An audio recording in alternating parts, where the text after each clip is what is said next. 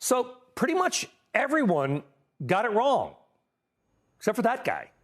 Fundstrat's Tom Lee, a.k.a. the Oracle of Optimism, a.k.a. the guy who got it right, a.k.a.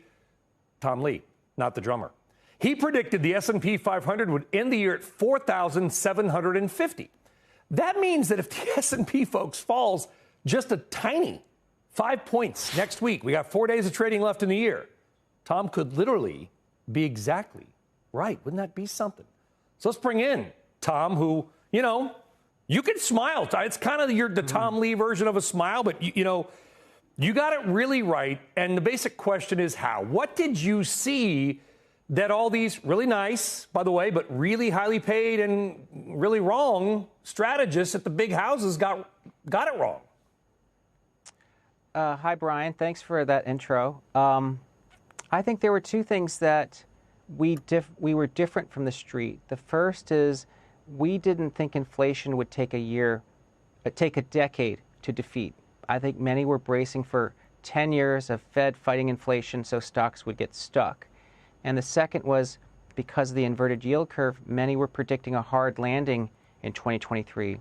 Our view was that inflation was going to fall like a rock this year, and the Fed therefore could take its foot off the fight, and that economic resilience and the fact that companies were bracing for this storm of hikes actually could avoid a recession. And so I think that kept us optimistic, and that stocks would look like 1982 and rebound to all-time highs very quickly, which it looks like it's happened. So again, not to be little, but why did you think that inflation was going to drop? Because if that is the basis of your thesis, others also got that wrong. What did you see in the data that made you think, when things were just cooking inflation-wise at the beginning of the year, that they would slow down?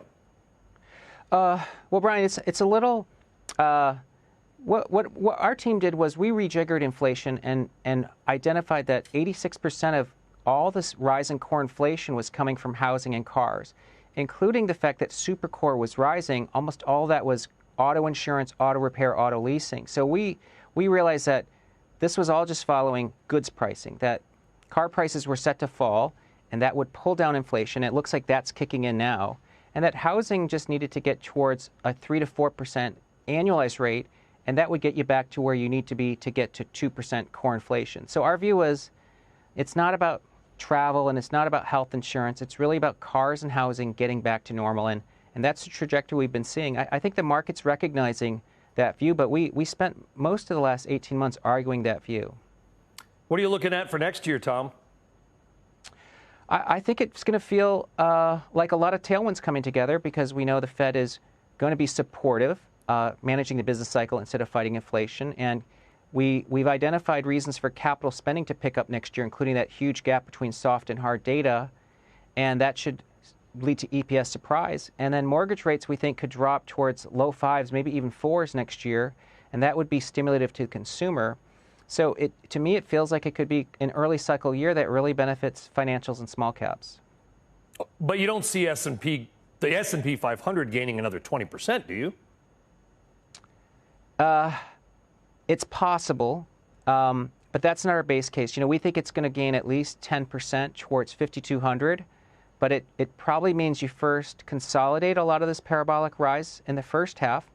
So maybe we fall to 4,300, but then we rally pretty hard into 5,200 by year end. But you think that small caps could outperform the large caps next year? Did I hear you right?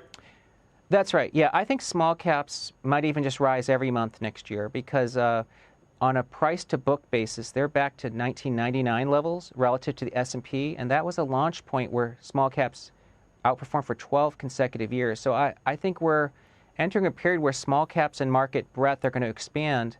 And that's going to be good for stock pickers, because they can buy companies they like, and you're going to have a decent earnings backdrop as well. Yeah, there's a lot of companies out there, and we're not allowed to own individual companies. I can own index funds and ETFs and mutual funds. That's pretty much about it.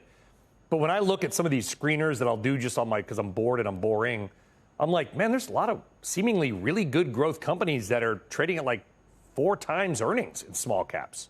That's completely right. Just left on the trash heap. That's right. I mean, the money's been equities have been starved of inflows. Retail investors pulled money out of stocks this year. And in fact, the S&P ex-FANG is trading at 15 times forward earnings. I mean, that itself is a pretty reasonable multiple. But then when you look at the S&P 600, which is the small cap index, you're at 12 times. So you're absolutely right. Small caps are pretty attractive.